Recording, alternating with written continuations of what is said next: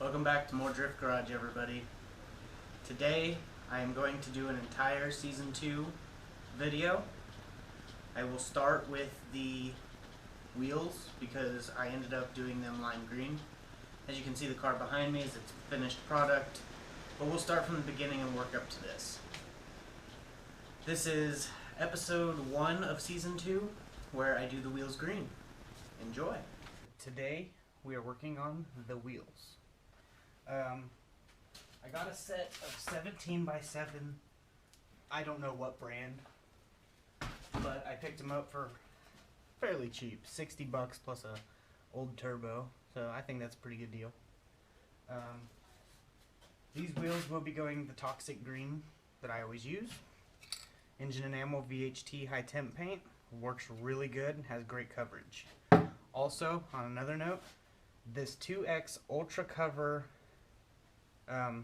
Rust-Oleum, this stuff, I use this on the satin black, primers, of course the white primer, gloss white.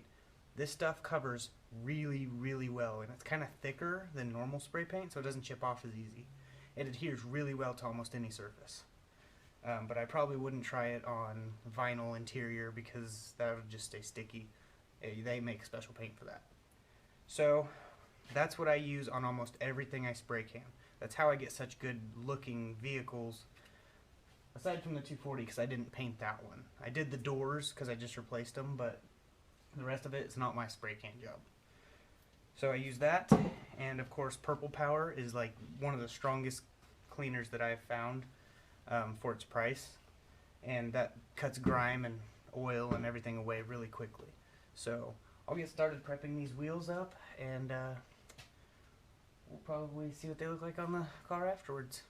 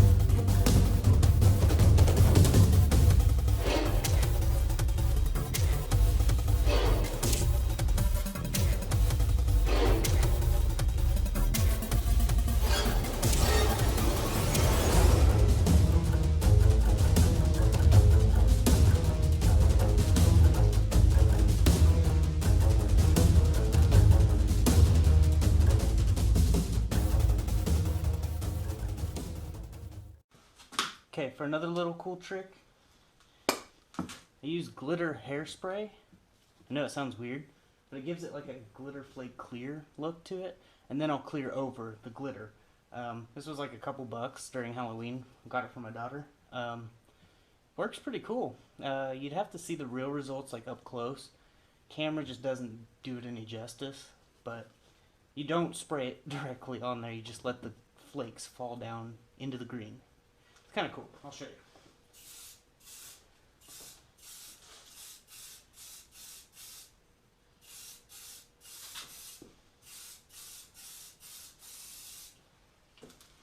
That's it. That's all there is to that. Now what we'll do is we'll put a clear over it after it dries for a second.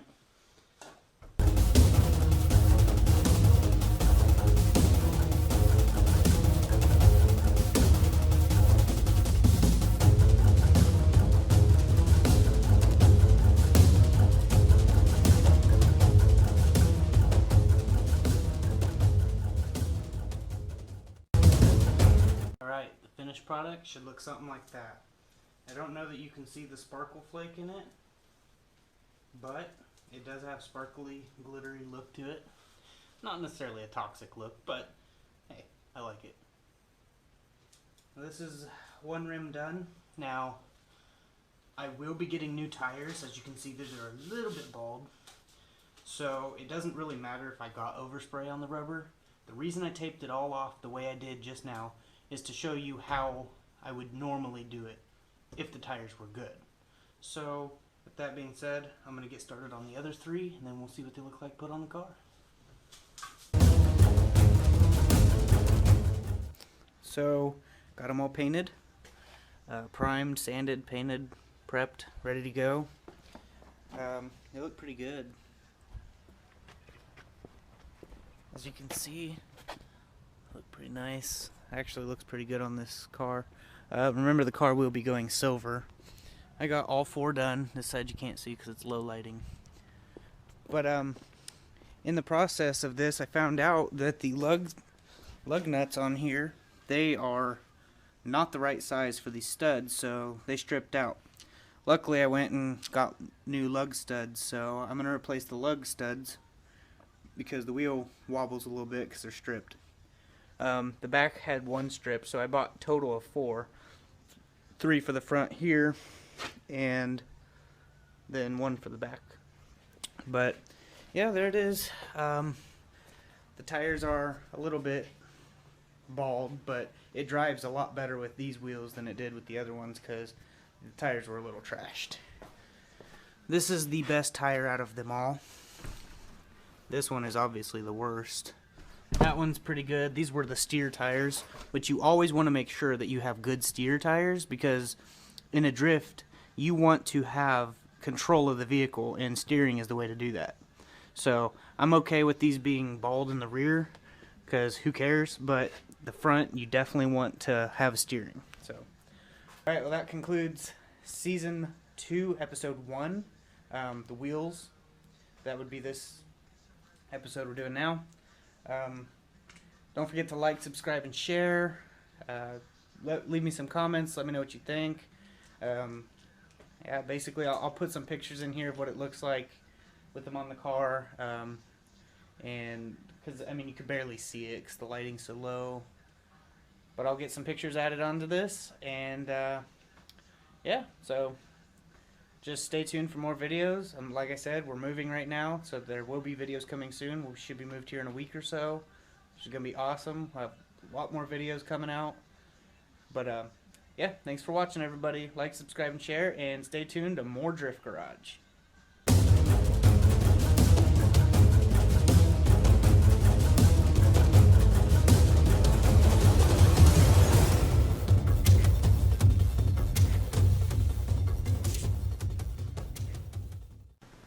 Okay, now that episode 1 is over with, we'll start working our way up to episode 2. Episode 2 is when I very first painted this thing. I ended up getting the hood done different since that video, but you will see its finished product by the time we get to the end of the season. So here is season 2, episode 2. Here is a little walk around of it, so you can see how it looks. It needs one more coat on the hood, as you can probably tell. The fender is going to get replaced, so I just put a light coat on it. It's not really that important to me because it's all beat up, as you can see. So that's just going to get a new fender and probably get 3 coats just like the rest of the car did. It's pretty shiny. The back half's already taken care of. And as you can see, because it's the Toxic 240, we've got toxic spill, basically. If I open the gas lid, it looks like it comes out of the tank, but it doesn't. I didn't spray in the tank like most idiots probably would have. I put a rag there and sprayed it and made it look like it. It's just pretty cool if I open the gas lid. But as you can see, this is the big shop. It's the new place. My buddy Tony, his dad actually built this on. It's an add-on.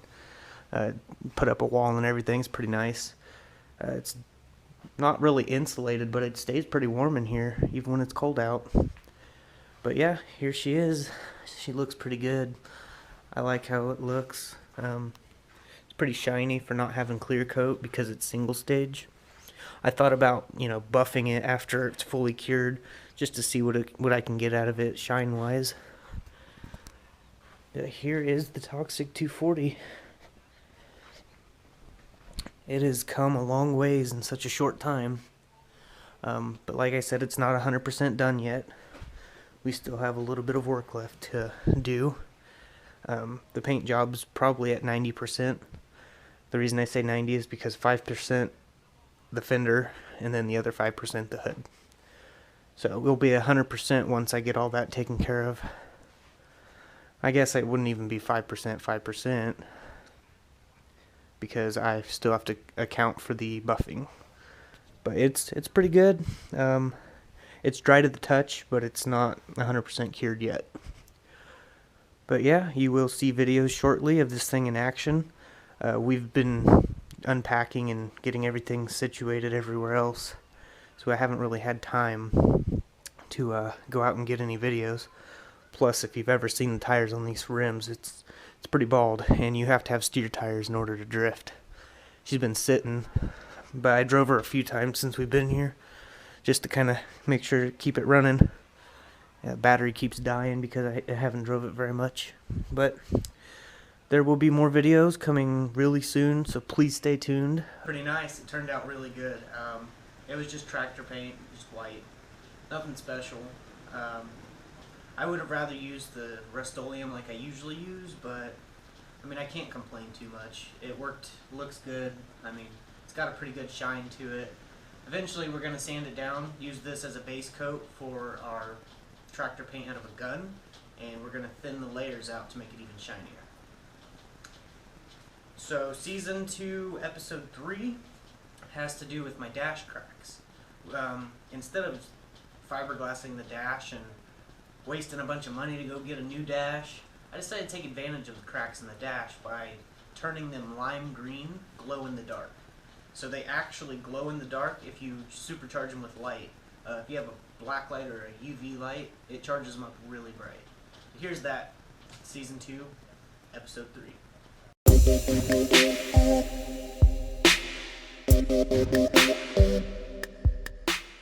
So today we're going to do the dash cracks. We're going to do them lime green, glow in the dark. So I already painted the dash black with vinyl paint. You want to use vinyl paint because if you don't, it'll stay sticky for a long time. Sometimes up to 2 years it'll stay sticky, because I did it in one of my old cars and 2 years later it was still pretty sticky. Someone did this door panel already. That wasn't my work. That one is. I did that one and the dash. But all these cracks are going to go glow in the dark green, which I got right here. Got it from Walmart, it's really cheap.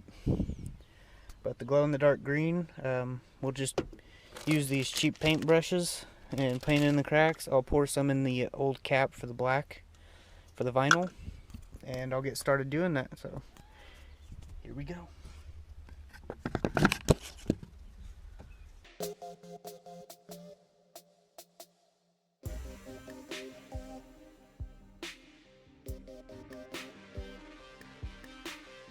Okay, so this isn't quite working out the way I want it to. Probably gonna have to get some thinner paint brushes. So I'm gonna probably trim a little of these paint brushes up just to make the brush tip a little bit thinner, and then we'll try this again.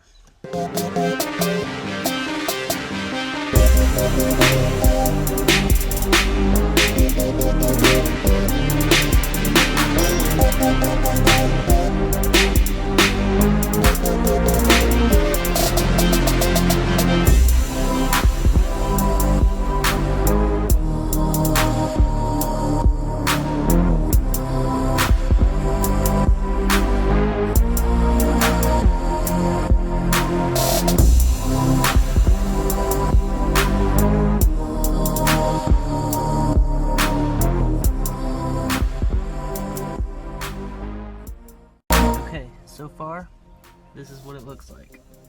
I know it's nothing crazy yet, but I'm probably gonna put a few more layers on, and then at night it should glow in the dark.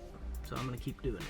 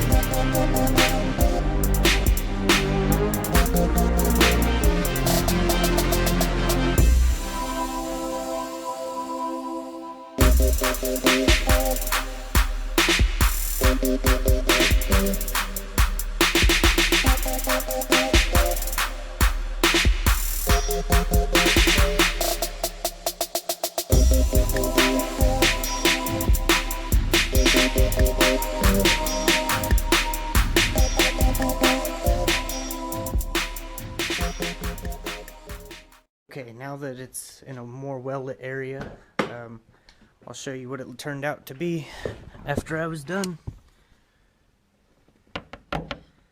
Well, that's it. See that lime green look? Goes all the way up through the top. Looks pretty awesome if you ask me. I ended up having to do something a little bit different from what you just seen in the video, but basically the same concept. I had to use, it's called puffy paint. This was just a normal white or a glow in the dark. I took half of it out and mixed in the acrylic lime green and shook it up really well to get it to kind of get that green look to it. This paint puffs up, so it expands to the surface a little bit. And it has a finer tip, so I just filled the crack and wiped it just as I normally did. It's like 97 cents for this at Walmart, so it's easy to get your hands on. But yeah, that's basically it for this video. I like to thank all my subscribers and future subscribers. Thanks for watching all my videos. Keep hitting the like button and sharing. And yeah, there'll be more on the Toxic 240. She's come a long way since day one, and she's got a long ways to go still. Hopefully I can get some tires soon and then get more drift videos, and then we'll go to the turboing stage, which should be fun. So thanks for watching. Like, subscribe, and share, and you guys are awesome. Alright, on our way up, we're getting there, getting a little bit better. Some more stuff done here and there. We're gonna go with season 2 episode 4 with the Takata harness install. I got them from Buddy for pretty cheap. Just did some work on his car for him. Really nice harnesses. These are not replicas, they're the actual ones, the legit ones, so to speak. The way I installed them, there's mixed feelings on. I prefer to just run them through the roll bar or roll cage and then bolt them to the factory seat location. But since this is a daily driven car, I can't bolt them to the rear seat belts because my kids ride back there still. So I ended up just running them with U-bolts to the floorboard. And here's a video of that so you can see exactly what I'm talking about.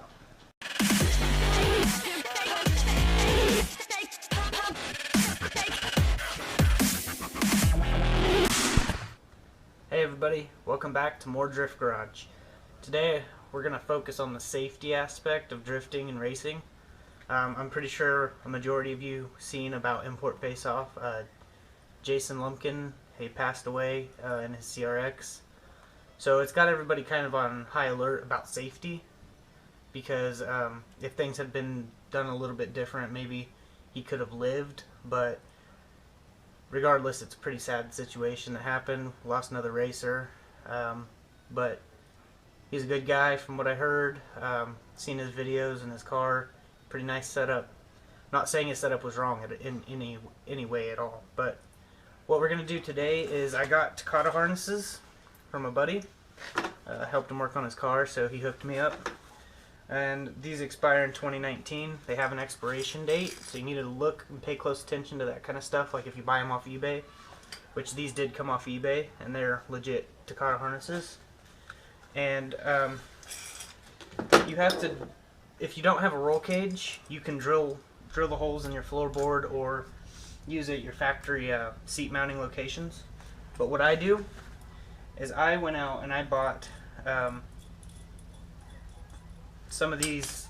They basically are for fence post or something. I'm not exactly 100% sure. Got it at Ace Hardware for like $1 a piece, and I put these nuts up like this, drilled 2 holes in the floorboard, and then put washers on the bottom and then nuts on the bottom. What that'll do is that'll allow this to snap in like that, and it'll be anchored to the floorboard. Now use decent sized washers on the bottom because you don't want this to rip up through the floorboard when you wreck or something. Like I said, this is just if you don't have a roll bar or roll cage. This will be getting caged with a 10-point harness, 6 or 10-point harness eventually, not right away, but this works because this is what they basically give you, these type of things, or eye hook. Those things come with most of these harnesses. My buddy was just using long self-tapping bolts, but I wanted to go a little bit safer and use something I could bolt in a little bit better. So we'll get started doing that, and I'll show you what you need to do. Okay, so you're going to want to find a spot underneath the car that you have access to fairly easy, so where you can actually bolt the nuts up to the U-bolt thing. So what we'll do is we're going to mark out a spot where these will bolt into the carpet, into the floorboard, and we will go underneath the car and see exactly where it's all set up. Basically, you're gonna tap, and you can hear where it's hollow and where it's not. So I'm gonna get under there real quick and find a good spot that's pretty solid and sturdy, and then I'll drill the 2 holes for it.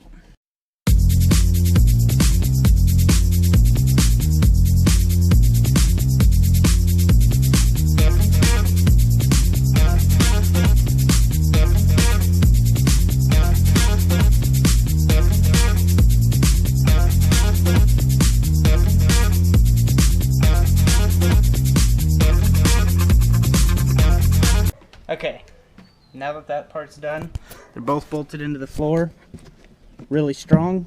I'm going to take these harnesses and I'm kind of going to do an X pattern. It's not necessary, but I think it looks kind of cool. And you'll take the hook part and you'll slide it down through here. It's going to be a tight squeeze. Might have to loosen it up a little bit on the bottom.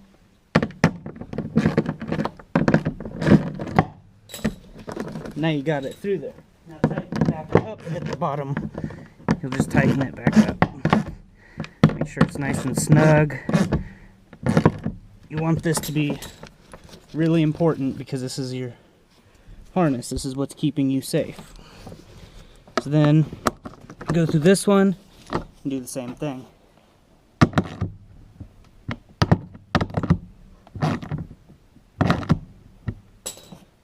And now you've got both sides anchored down, and they're really sturdy.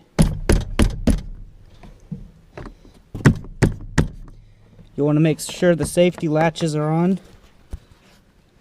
Right here, this is the safety latch. It's so you can remove it. You just want to make sure it's clicked up on both sides. So this is how it should look.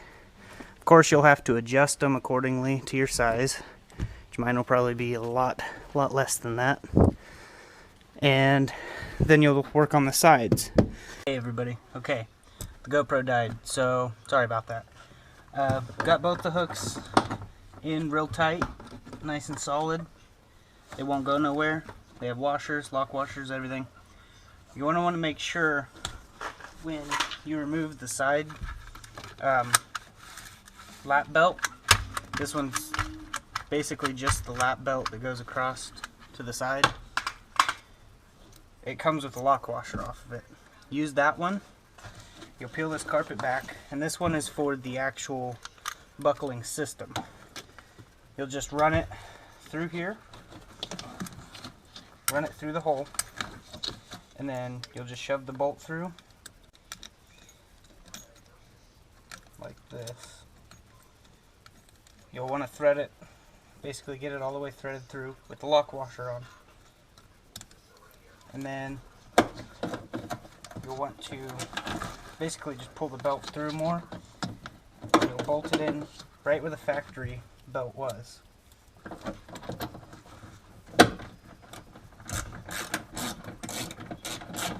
And then tighten it up. Make sure it's nice and tight. You don't want to skimp out on safety. Feed it back through one more time. Put the carpet back where it goes. And as for this one over here,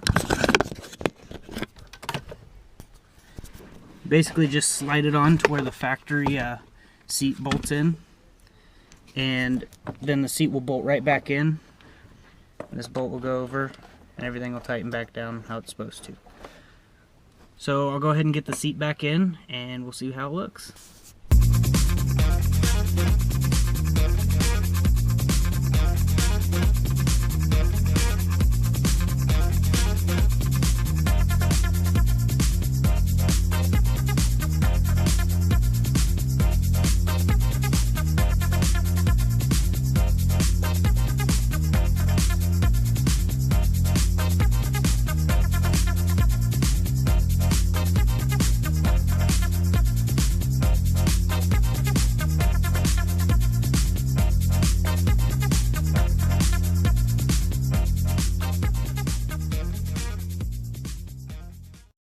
So the GoPro died yet again. I had to swap it out with a new battery, but I got the Takata harnesses in, the last seen, and I was going to adjust them, and then the camera died.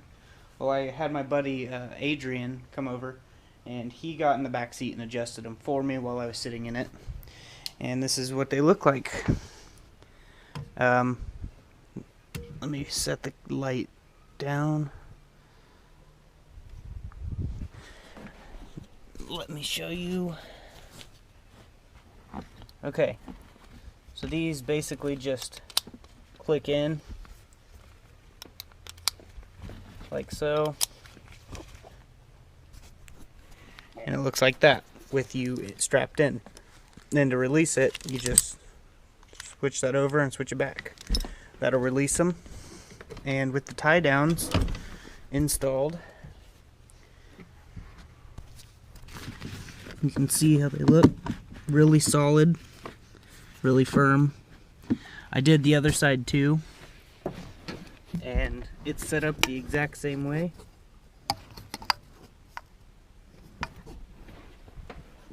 And we've already got Kelly's side adjusted and my side adjusted. That's set for her, and she's probably going to use the normal seat belt that comes from the factory that goes up here. Just kind of put the straps over her for right now since she's pregnant. She don't want anything to happen, and because this will be right over her belly, because her belly's huge right now because that baby's growing quick. The baby will be here any day. But yeah, I basically just did it on the other side like I did on this side. Drilled the holes, put the lock washers, and bolted it down real tight, installed everything, and I'll have pictures of the other side, pictures of it installed, and everything else. So thanks for watching. I know this video is kind of probably pretty crappy because it keeps dying. It's fully charged now, but a lot of good that does since this is the end of the video. But the battery, I think, was just crapping out, so I just put another battery in and it works fine now. So yeah, like, subscribe, and share. I know this isn't a wonderful video, but you've got to think about your safety when drifting, racing, driving like an idiot, whatever. So one of the things to definitely get is a 12-point roll cage. If you can't get a 12-point roll cage because you're trying to street drive the car, you could still do a 12-point roll cage, but you'd have to get the foam around it, because if you got into a wreck, your head would hit it, just like one of my subscribers said. Brought up a very good point about that. Your head would hit the bars and you could die that way. So what I would do is I get the foam noodles to go around it with zip ties on them, just to protect you a little bit if you're street driving the car. If you're track racing the car, you're going to have a helmet on anyways, so it probably won't make much of a difference. but a 6-point roll cage you can still survive decent wrecks in. That's if you plan on getting into wrecks. I mean, no one plans on wrecking unless they're just total jackasses, but you never know what's going to happen, so better be safe than sorry. We got the racing harnesses, but when the cage gets in, it's going to be a fully functional interior friendly cage, so that kids will still be able to get in and out. I can still have passengers, they can still ride in the car, all that good fun stuff. But they will be running through the bar system, then to the floor, because I don't trust just one point of contact with seatbelts. For right now, this will be perfectly fine. I'm not going to be doing too many crazy high-speed stunts. So, thanks for watching, everybody. Like, subscribe, and share. And don't forget to stay tuned to my other channel and just kind of bounce back and forth and check up for updates. So, should have more stuff coming soon. Next, we should be getting tires on this. We might have to do the clutch here soon, so I might have to pull the motor back out. The reason I have to pull the motor out is because the oil pan's dripping, and I'd rather pull the motor out and do it that way. A lot of you just drop the tranny, but my oil pan gasket's bad, so I'm going to pull the motor out, do the clutch while it's out, and check everything else out, make sure there's no gaskets or leaks anywhere else. So, like I said, thanks for watching. Like, subscribe, and share.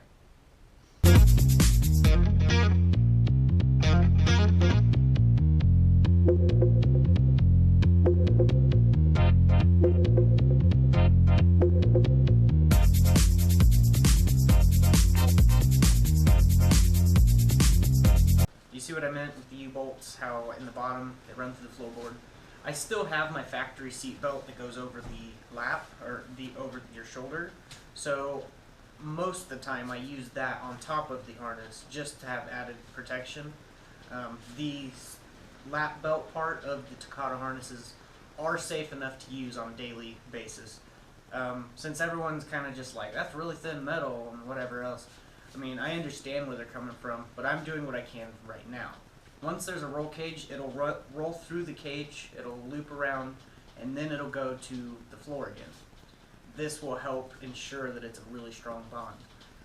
Maybe someday I'll take the rear seats out and run them in an X pattern to the back seats and bolt them with the factory bolts that Takata sends. They're little eye bolts. So that's it for that episode. Now we're going to move on to episode 5, where I get to put a stage 3 6-puck clutch from XTR. It's just an eBay clutch. They're 6-puck. They worked really good. It worked for my boosted Honda. Both boosted Hondas that I owned. They're just awesome clutches. I highly recommend them. So here is a video of the 6-puck stage 3 install. Welcome back to more Drift Garage, everyone. So today on this episode, we are actually going to remove the whole engine. We got to do the oil pan gasket, so we're going to do the clutch at the same time. I'm just going to pull the whole motor out and put it on the engine stand. The clutch should be here any day. It's a 6-puck stage 3 XTR. It's about $85-90 on eBay. It's a really good clutch. I used it on my Civic all the time. This one's capable of 350 horsepower and 290 foot-pounds of torque, which will be more than plenty for what we're doing. Got new tires on the 240, and now she can't seem to hold the power. The clutch is starting to slip a little bit, so I'm going to shoot a video of me pulling the engine out, and then stay tuned.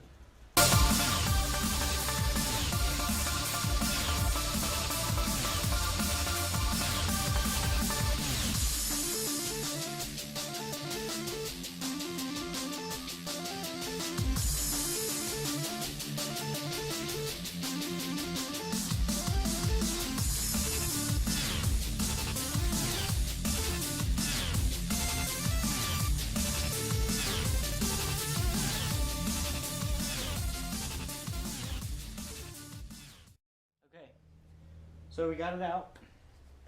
Here it is. The clutch. You can't really tell, obviously, because it's not torn apart. But this clutch is pretty done for. Once we get it apart all the way, you'll definitely be able to see what I mean. And the throw-up bearing, it's pretty shot. I'll try to get a closer view for you. Uh-oh.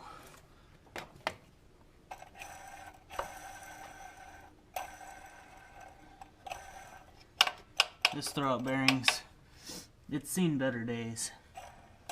But what we're gonna do now is I'm gonna tear apart the clutch, and then I'm gonna set it on the engine stand, and then we're gonna wait for the new clutch to get here. It should be tomorrow, maybe the day after, tops. But yeah, I'm gonna go through and fix the oil leaks, just find anything that I can while it's out. Probably clean up the engine bay, paint it a little bit, you know, little stuff like that. But yeah, well, there'll be more video after this. So what we got the 6-puck clutch. Here's a little clip of the comparison between the factory and the aftermarket. Pretty big difference. The 6-puck stage 3 holds 350 horsepower, 295 foot-pounds of torque, something like that. Definitely more than I'm making right now. So this clutch holds a lot better. But here's a video of the engine going in. Now she's ready to go back in. So I'm going to go ahead and put her in, and we're going to get it all back together so we can take it out for a spin.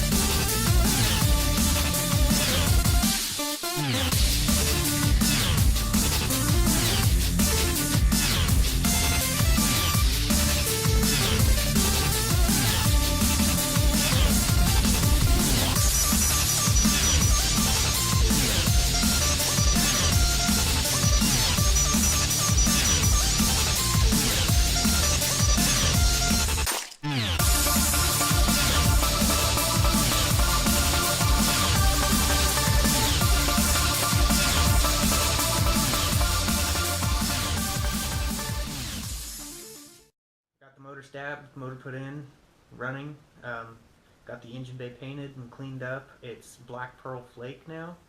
And here's a clip of the engine bay with a close-up. It's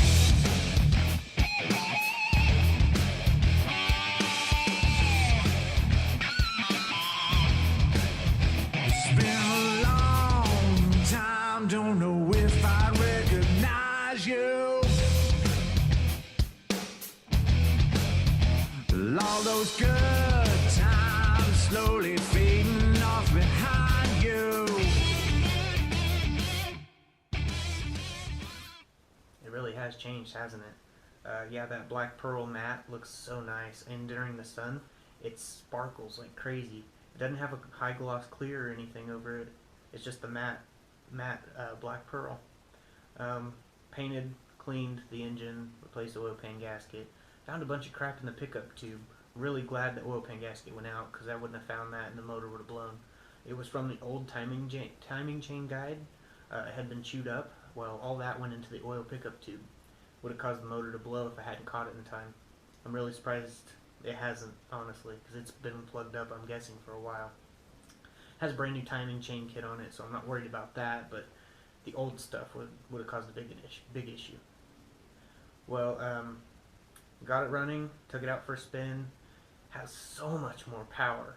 How I break 6-puck racing clutches in is I go out, make sure it does good, no chattering, no nothing real bad, and then I go out and I just smash on it. I mean, I dump the clutch, and I try not to slam too much on the gears, but I do get on it and I aggressively drive it, and after that clutch starts slipping a little bit, it's good.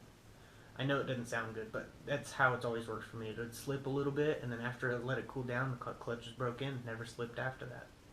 So basically that's what I recommend doing. But I will have video coming up next. The next episode, it will be the final episode for this season. It'll be us at the track. I'm going to take it out to the track, see what it runs in the quarter mile with these brand new tires that I put on it. Yeah, here's a clip of the old tires. I know this is kind of ADHD moment, but I have a clip of the old tires right before I went to have them mounted, the new tires mounted. I don't have a mounting machine or I'd do it myself, but these are 17, so the bar trick isn't going to work on these. So here's a clip of the old tires. Okay, so this is how long the Firestone tires will last. You can see that's a pretty big bubble. So I used to hate Firestone tires, but from now on I think I'm going to run Firestones. These are Firestone FR 740s. Pretty destroyed. Those tires had seen better days, but those Firestones, they really did take a beating. So I do recommend those Firestones because I never got them to blow. I even drifted it on the way to get them mounted. So I highly recommend those tires. But right now I've got 225, 50, 17 Uniroyal Tiger Paw tires, and they are freaking meaty tires. They have so much life on them, and I can't wait to go take these out. I've already got a few drift practices in, no videos, just kind of feeling for the car. And with that new clutch and these tires, this thing has so much handling, it's unreal. I actually have more control over it now than I used to, and it takes a little bit more to kick out, but when it kicks out, it kicks out. And it's nice. There's a little smoke show along with that kick out. So thanks for watching, everybody. Stay tuned to the next episode. It's going to be one of the best ones of this season. We'll have plenty of video of it going down the track. I want to get a baseline quarter mile before I put cams in the tune and before I turbo it. So we're going to see what it runs out there, and then there will be drift videos. We might even take it to a circuit track out by Hutchinson, Kansas, where I used to live. And there's supposed to be a circuit track racing out there in Yoder. So we're going to take it out there and see, hopefully, fingers crossed, that something good happens. And on my videos, if I'm not the best at drifting right now, which I'm not saying I'm not going to be, because so far I've been doing good, but I kind of was using a drill and it slipped and went through my hand. So I can't really grip things too tight right now. Good thing it was after the motor was in, or I'd be in some pain right now, like some serious pain from trying to put the motor in with one hand. But yeah, so thanks for watching, everybody. Like, subscribe, share, and don't forget to stay awesome. Just be looking out for the next episode of More Drift Garage here on YouTube. Okay, now that you've seen the 6-puck Stage 3 install, it's time to go tear up the streets in it. More like the track. We went out to the track and we tore it up. We've gone through 4 sets of tires already, just practicing around. The GoPro was it was supposed to be recording while I was doing all this. It's a good thing I had my 2 buddies with cameras, because the GoPro malfunctioned and it would not record for some strange reason. So here it is, Season 2, Episode 6 of the drift practice, where we go out, we tear it up, we have a blast doing it. I cut out a lot of the pointless parts of the video, so you get to see the good stuff, but there was a few times where I just keep spinning around, and I figured out exactly what the problem was. My steering angle.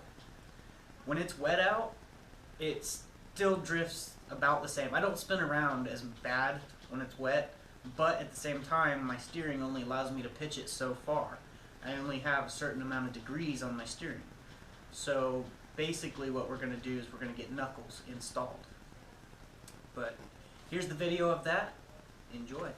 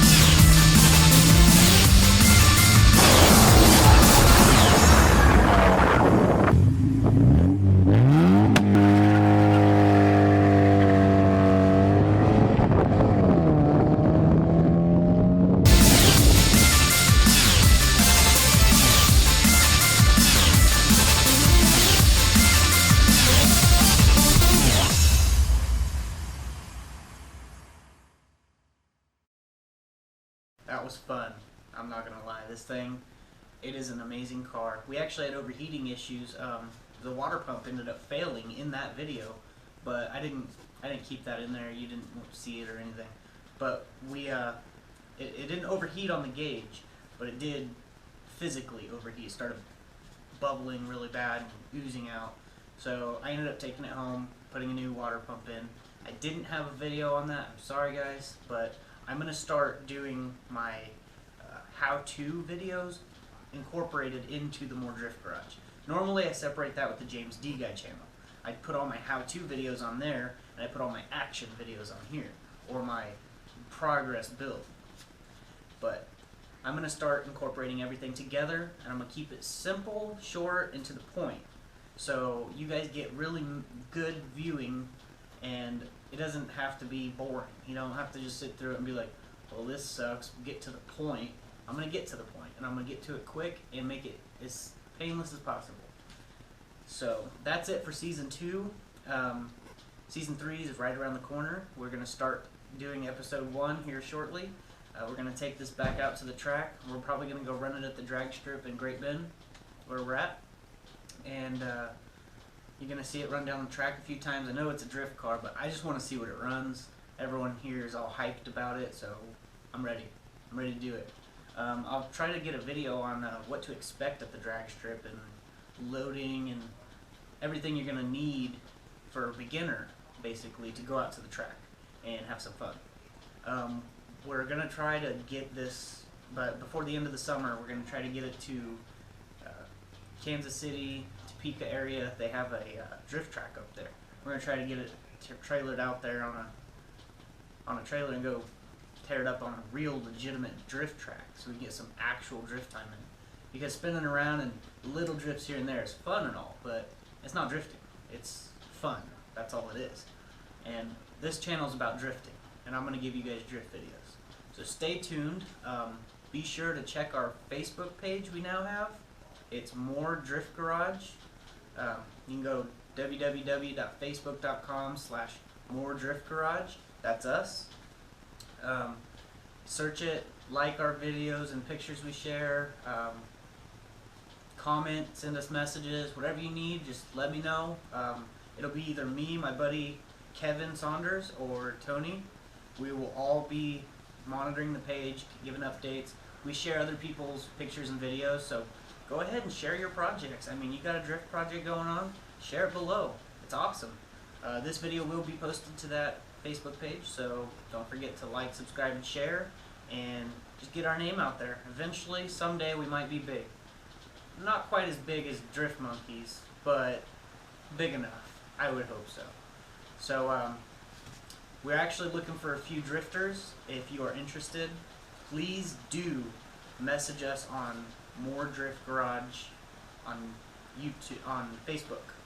We will have an opening for people to run the More Drift Garage sticker on their cars so they can go to events and get our name out there.